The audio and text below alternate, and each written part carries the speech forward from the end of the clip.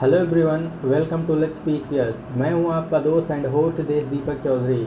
दोस्तों, आज हम एक नया इनिशिएटिव लेकर के आए हैं और यदि आपको पसंद आएगा तो कमेंट बॉक्स में आप लोग फीडबैक दीजिएगा, उसी के अनुसार इसको कंटिन्यू किया जाएगा।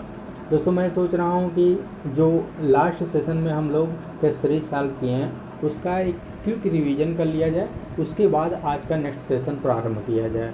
तो चलिए आज क्विक रिवीजन कर लेते हैं। आपको पसंद आएगा तो कमेंट बॉक्स में फीडबैक कीजिएगा, उसी के अनुसार इसको कंटिन्यू किया जाएगा। ठीक है, तो चलिए पहला क्वेश्चन है, इसको कल आप लोग पढ़ चुके हैं। पहला क्वेश्चन है, वास्को डी गामा कालीकट पर किस वर्ष आया? बताइए। इसका राइट आंसर है 1498 AD। दूसरा क्वेश्चन है, पुर्तगालियों ने भारत में निम्नलिखित में से किस स्थान पर प्रथम दुर्ग का निर्माण किया था? बताइए। राइट आंसर क्या है? सी है, कोचीन में।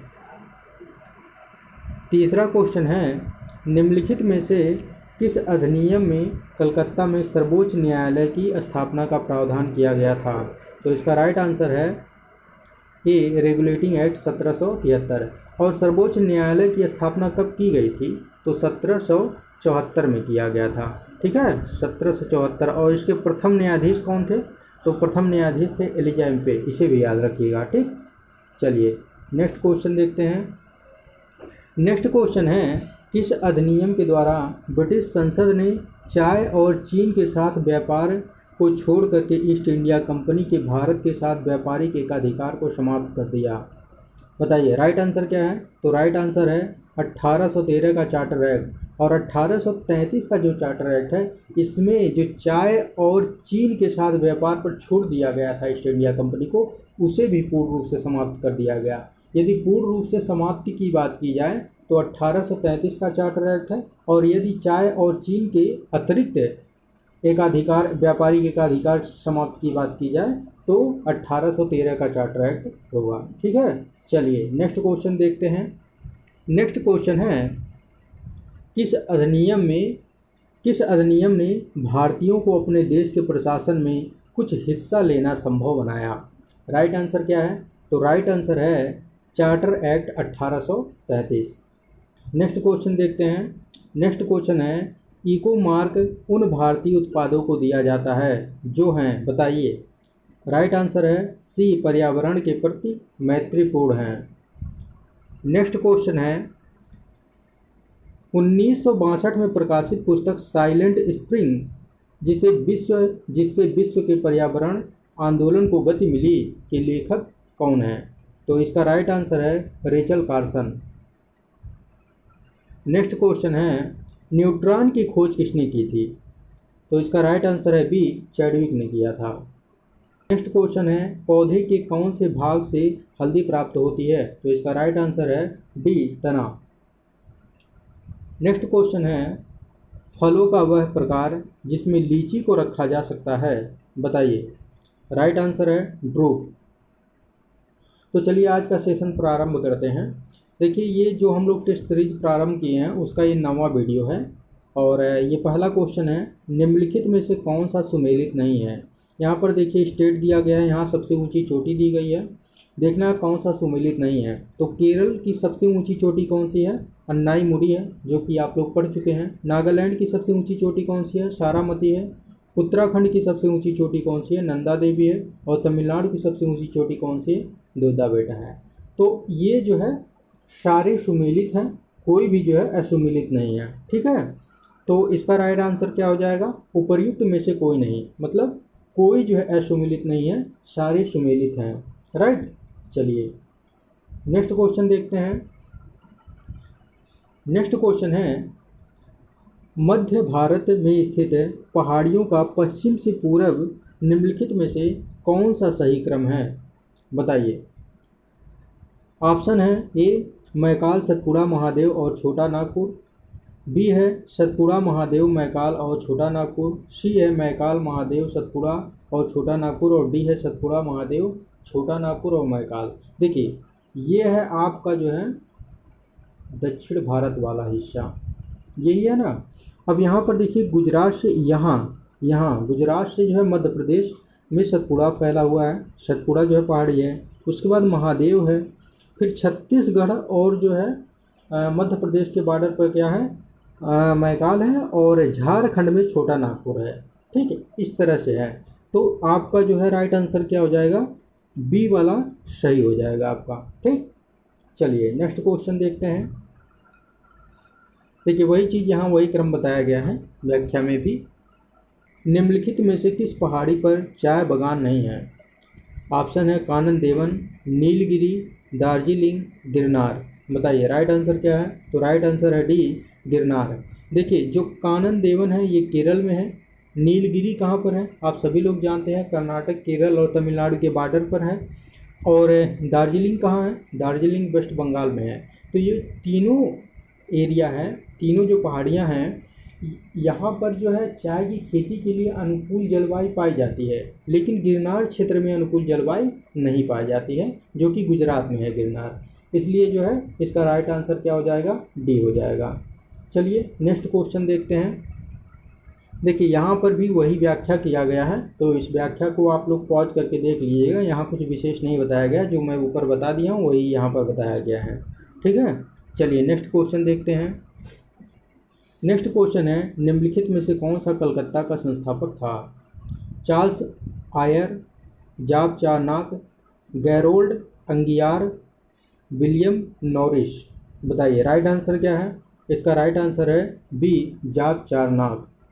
देखिए कमीशन तो मानता है कि कलकत्ता का संस्थापक जॉब चार्नॉक था, आयोग मानता है, लेकिन क्या नाम है, कलकत्ता उच्च न्यायालय ने इसे मानने से इनकार कर दिया है। ठीक है, लेकिन आपको जो है जॉब चार्नॉक ही मानना पड़ेगा, क्योंकि जो है आयोग जॉब चार्नॉक को ही मान रहा है, इसलिए हमको जो है आयोग के अनुसार चलना है। ठीक, तो इसका राइट आंसर क्या हो जाएगा, जॉब चार्नॉक हो जाएगा। नेक्स्ट क्वेश्चन है, लंदन में ब्रिटिश ईस्ट इंडिया कंपनी के गठन के समय भारत का निम्नलिखित में से कौन बादशाह था? बताइए। ऑप्शन है अकबर, जहांगीर, शाहजहां, औरंगजेब। राइट आंसर क्या है? राइट आंसर है ए, अकबर। देखिए 1599 में लंदन में कुछ व्यापारियों ने लॉर्ड मेयर की अध्यक्षता में एक सभा का आयोजन किया और इसमें पूर्वी द्वीप समूह के साथ व्यापार करने की योजनाएं तैयार की गईं। इन व्यापारियों ने पूर्व के देशों के साथ व्यापार करने के आशय से 1599 में एक कंपनी का गठन किया, जिसका नाम governor and company of merchant of London trading into the east Indies रखा गया था। वही बाद में ब्रिटिश ईस्ट इंडिया कंपनी कहलाई। इस दौरान भारत का बादशाह कौन था? अकबर था। और अकबर का शासनकाल कब से कब तक था? तो अकबर ने 1556 से 1605 तक अपना शासन किया था। ठीक है, चलिए नेक्स्ट क्वेश्चन देखते हैं। नेक्स्ट क्वेश्चन है, किस मुगल सम्राट के काल में इंग्लिश ईस्ट इंडिया कंपनी ने भारत में सर्वप्रथम कारखाना स्थापित किया था? तो इसका ऑप्शन है अकबर, जहांगीर, शाहजहां, औरंगजेब। राइट आंसर क्या है बताइए? राइट आंसर है बी, जहांगीर। देखिए जहांगीर के शासनकाल में इंग्लिश ईस्ट इंडिया कंपनी ने सर्वप्रथम 1611 में कहाँ पर, मछलीपट्टनम या मसूलीपट्टनम में एक अस्थायी कारखाना स्थापित किया था और 1613 में सूरत में अस्थायी कारखाना, प्रथम अस्थायी कारखाना स्थापित किया था। राइट, चलिए नेक्स्ट क्वेश्चन देखते हैं। नेक्स्ट क्वेश्चन है, निम्नलिखित में से कौन सा सुमेलित है? प्रकंद, जिसे राइजोम कहते हैं इंग्लिश में, अदरक, स्तंभकंद, आलू, जिसे जो है ट्यूबर कहते हैं इंग्लिश में, शल्ककंद, बल्ब, लहसुन और घनकंद, जिम्मी कंद, सूरन। इसमें पूछ रहा है कौन सा सुमेलित है, तो बताइए कौन सा सुमेलित है? तो इसमें जो है सभी सुमेलित हैं, उपयुक्त सभी आंसर सही होगा। देखिए इस क्वेश्चन को मैंने इसलिए इस टेस्ट सीरीज में मतलब शामिल किया है, क्योंकि ये क्वेश्चन अभी हाल ही में आर में शायद पूछा गया था।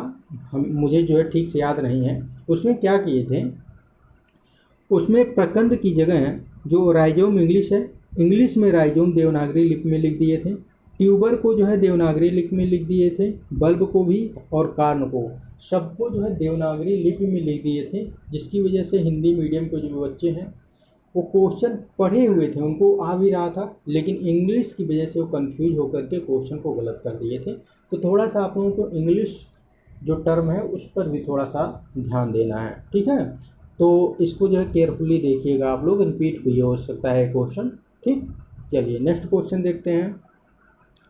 देखिए यहाँ पर व्याख्या देख लीजिए। जो प्रकंद है उसके अंतर्गत अदरक और हल्दी आता है। स्तंभ कंद में आलू, शल कंद में लहसुन और प्याज, और घन कंद में जिम्मी, सूरन और बंडा आता है, राइट। चलिए नेक्स्ट क्वेश्चन देखते हैं। देखिए आप लोग जो है जो पढ़ रहे हैं एच3 जो सॉल्व कर रहे हैं, इसको जो है मल्टीपल रिवीजन करिए। मल्टीपल रिवीजन नहीं करेंगे तो फिर भूल जाएगा। और अभी आप लोगों के पास जो है समय है, साल भर का पूरा समय है, और अच्छे से इस बार जो है तैयारी करिए ताकि 2023 में आप लोगों को निराश ना होना पड़े। इसलिए मल्टीपल रिवीजन जितना पढ़िए उसका कई बार रिवीजन करिए। अदरवाइज ज़्यादा पढ़ेंगे लेकिन रिवीजन नहीं करेंगे तो आउटपुट उतना नहीं निकल पाएगा, पढ़ा हुआ क्वेश्चन आप गलत करके चले आएंगे, ठीक है। तो इसी वजह से मैंने ये इनिशिएटिव भी प्रारंभ किया है कि आप लोगों का जो है रिवीजन मल्टीपल करवाया जाए, केवल पढ़ाया ना जाए। और यही जब ये 10 वीडियो कंप्लीट हो जाएगा तो जो 100 क्वेश्चन का कलेक्शन हो जाएगा हमारे पास, उस 100 क्वेश्चन का मैं रिवीजन करवा दूंगा, फिर आगे जो है बढ़ेंगे, ऐसे रिवीजन करते हुए आगे हम लोग बढ़ेंगे, ठीक है। चलिए अब नेक्स्ट क्वेश्चन देखते हैं। फलीदार पादपों की जड़ों में उपस्थित गांठों में पाए जाने वाले नत्रजन स्थिरीकरण जीवाणु, मतलब नत्रजन मतलब नाइट्रोजन फिक्सेशन बैक्टीरिया हैं, बताइए। देखिए ये है ऑप्शन। देखिए ऑप्शन है मृतोपजीवी, पराश्रयी, सहजीवी, प्रोटोघटनी। तो इसका राइट आंसर क्या हो जाएगा? सी, सहजीवी। देखिए फलीदार पौधों की जड़ों की गांठों में एक विशेष प्रकार के बैक्टीरिया पाए जाते हैं जिसे हम राइजोबियम कहते हैं। इनके बीच जो संबंध होता है, जो दलहनी फसल है और जो बैक्टीरिया, इनके बीच जो संबंध होता है उसको सहजीविता या सिम्बोसिस रिलेशनशिप कहते हैं। देखिए सिम्बोसिस रिलेशनशिप उसे कहते हैं जिसमें दोनों जीव एक दूसरे को लाभ पहुंचाते हों, ठीक है। तो इसमें देखिए दोनों जीव कैसे एक दूसरे को लाभ पहुंचा रहे हैं। जो बैक्टीरिया है वो नाइट्रोजन यौगिकीकरण, मतलब जो नाइट्रोजन है उसका स्थिरीकरण कर रहा है और उसके यौगिकीकरण द्वारा नाइट्रोजन को नाइट्रेट में बदल देता है और पौधे को उपलब्ध कराता है। और वहीं दूसरी तरफ देखा जाए तो फलीदार पौधे जो हैं वो जो बैक्टीरिया है राइजोबियम बैक्टीरिया उसको भोजन और आवास उपलब्ध कराते हैं, ठीक है। तो कहीं ना कहीं दोनों जो है एक दूसरे को लाभ पहुंचा रहे हैं, ठीक। तो इस संबंध को जो है सहजीविता सिम्बोसिस कहा जाता है, राइट। और देखिए एक चीज़ और है, यहाँ पर जो बैक्टीरिया है वो नाइट्रोजन को नाइट्रेट में बदल करके पौधों को प्रदान कर रहे हैं, ठीक है। तो जो अब एक क्वेश्चन और बन सकता है कि पौधे नाइट्रोजन को किस रूप में ग्रहण करते हैं, मतलब प्राप्त करते हैं। तो पौधे नाइट्रोजन को नाइट्रेट के रूप में ग्रहण करते हैं, ठीक। इस चीज़ को जो है याद रखिएगा, ठीक। ये क्वेश्चन पूछा भी जा चुका है, ठीक। चलिए नेक्स्ट क्वेश्चन देखते हैं। नेक्स्ट क्वेश्चन है ग्रीन डेवलपमेंट का लेखक कौन है? ऑप्शन है M J Bradshaw, M Nicholson, R H Whittaker, W M Adams. तो इसका राइट आंसर क्या हो जाएगा? इसका राइट आंसर है डब्ल्यू एम एडम्स। चलिए नेक्स्ट क्वेश्चन देखते हैं। देखिए नेक्स्ट क्वेश्चन है प्राकृतिक कृषि का अन्वेषक है, बताइए। प्राकृतिक कृषि का जो जैविक कृषि है उसका खोजकर्ता कौन है, अन्वेषक कौन है? ऑप्शन है मसानोबु फुकुओका, एम यश रंधावा, एम यश स्वामीनाथन, नॉर्मन बोरलॉग। बताइए इसका राइट आंसर क्या है? इसका राइट आंसर है मसानोबु फुकुओका, जो कि जापान के एक किसान थे, उन्होंने इसकी जो है खोज की थी। अच्छा आप लोग बता सकते हैं कि नॉर्मन बोरलॉग जो थे, जिन्हें जो है हरित क्रांति का जनक कहा जाता है, उनको किस क्षेत्र में नोबेल पुरस्कार प्रदान किया गया था? यदि आप लोगों को पता है तो कमेंट बॉक्स में बताइए। देखिए, प्राकृतिक कृषि के अन्वेषक मसानोबु फुकुओका एक जापानी किसान एवं दार्शनिक थे। राइट, चलिए देखिए, ये क्वेश्चन आप लोगों के लिए है। NGT national green tribunal Bharat सरकार द्वारा स्थापित किया गया था। बताइए कब स्थापित किया गया था? पिछले सेशन में आप लोग पढ़ चुके हैं। ऑप्शन है 2008, 2009, 2010, 2011। इसका राइट आंसर आप लोग कमेंट बॉक्स में कमेंट करके बताइए, और इसका आंसर 24 घंटे बाद कमेंट बॉक्स में ही पिन कर दिया जाएगा। तो मिलते हैं नेक्स्ट वीडियो में, तब तक के लिए जय हिंद जय भारत।